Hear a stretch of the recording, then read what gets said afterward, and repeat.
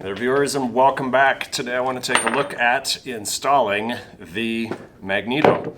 So you're going to need a couple of pieces. You're going to need the special bolt that goes with it, a little shorter collar on that. You're going to need the Magneto, and you're going to need one stud.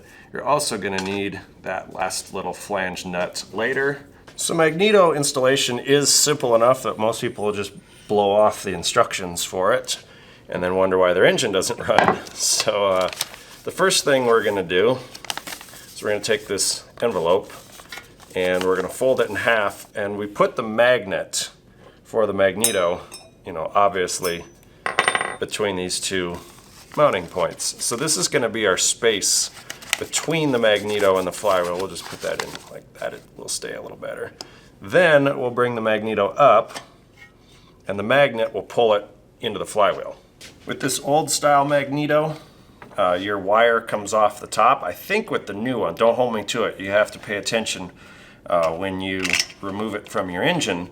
I think the new style, the wire comes out the bottom. I'm not 100% sure on that. I will have to look. But I know on this style, the wire comes out the top. If you put the Magneto on upside down, she ain't gonna run. You will have no spark. So pretty simple to just flip that around. You'll also see some witness marks on the outside of this Magneto where the bolts have ground against it. Once that's completed, we'll go ahead and tighten these down. Don't go all hog wild on them. About yay much, just snug. We can pull the envelope out, and you should be able to easily turn the flywheel with no rubbing on the Magneto whatsoever. Well, that is the installation of the Magneto. Simple, but easy to mess up a couple things on it. Thanks for watching. We'll see you next time.